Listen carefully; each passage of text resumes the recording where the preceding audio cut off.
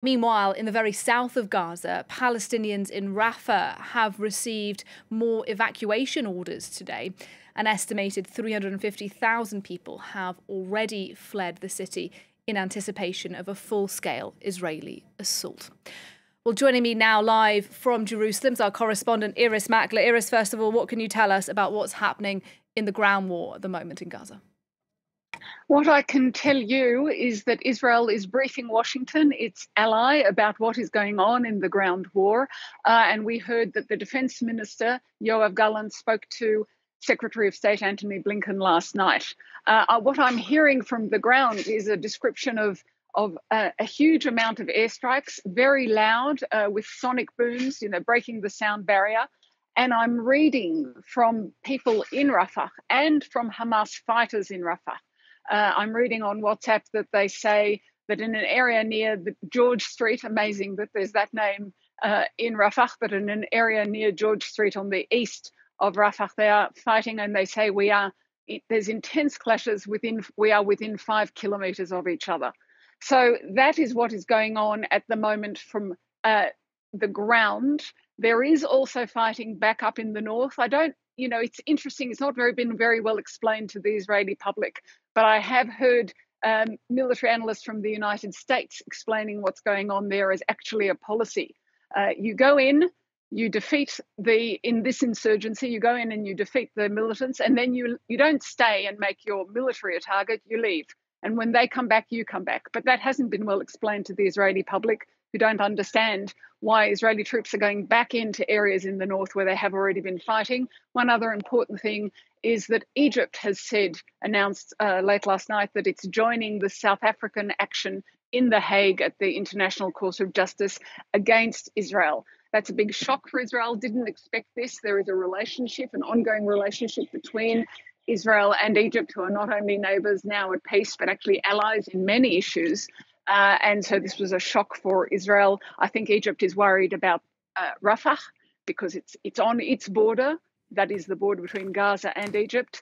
And they're worried about the possibility of many of these civilians not going to al-Mawasi, the area that Israel has described as a safe area for them, but simply turning left and heading for Egypt. And Irris, while all of that's happening in Gaza today, meanwhile, where you are in Jerusalem, Israelis today are commemorating their Memorial Day. Let's see if we can bring up some footage showing you what the scene looked like. This was around 11 o'clock local time today, when 2 minutes of silence were held across Israel to remember Israelis killed on October the 7th last year in those Hamas attacks and in previous attacks as well.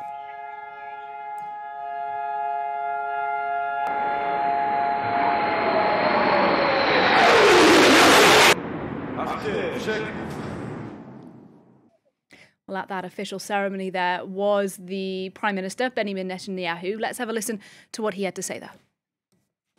It is either us, Israel, or them, the Hamas monsters. It is either existence, liberty, security and prosperity, or annihilation, massacre, rape and enslavement. We are determined to win this struggle. We exacted and will exact an expensive price from the enemy for his criminal acts. We will realise the goals of victory, and at the centre of them, the return of our hostages. Victory, with God's help, will secure our existence and our future. And Irris Makler is still with me. Irris, Memorial Day, of course, always somber in Israel.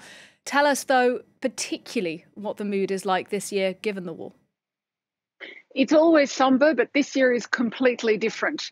There's a lack. I was reading someone saying Memorial Day is a time of memory, but Israel isn't in memory. It's actually in the event. There's no looking back. It's still ongoing. There are still hostages being held in Gaza. There are still Israeli soldiers fighting in Gaza. There are still people displaced from their homes in southern Israel and in the north. And there are still Palestinians being killed in Gaza. So it's not an event of memory. It's an event of the present. And in the present, you want hope. And what you're actually seeing is quite a bit of division, because we have seen that in some places where Israeli ministers, usually politicians, come to these services, they're held not just in Jerusalem, around the country. And the controversial minister, Itamar Ben-Gvir, many people didn't want to hear from him at their ceremony. So they actually had to build a barrier in the middle of the place in Ashdod where that memorial service is being held, so that he would be separated from the families, the mourning families who are remembering their dead. So you can see from that how very fractious it is. And then tonight, when Independence Day begins, that's also always described as a difficult transition from memory to the present. Well, that's also something that's very complicated this year. You know, I spoke to an Australian woman I know who lives in Israel. It was her birthday yesterday. She's from the south of the country. She's no longer living in her home. So her birthday is complicated for her. She knows hostages who are still being held in Gaza from her kibbutz.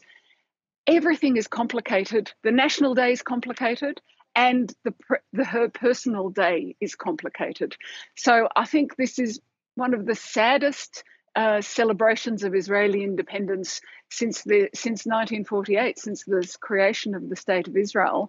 And it's because of all this very complicated war, which, you know, this forever war that doesn't end. And we're seeing two celebrations tonight, by the way, Nadia. One, the formal celebration, which is usually live but is not live in case people will be protesting against it. And then another that the families of the hostages are holding, quite a different tone. So very complicated here. Irris Makler, live in Jerusalem. Thanks very much.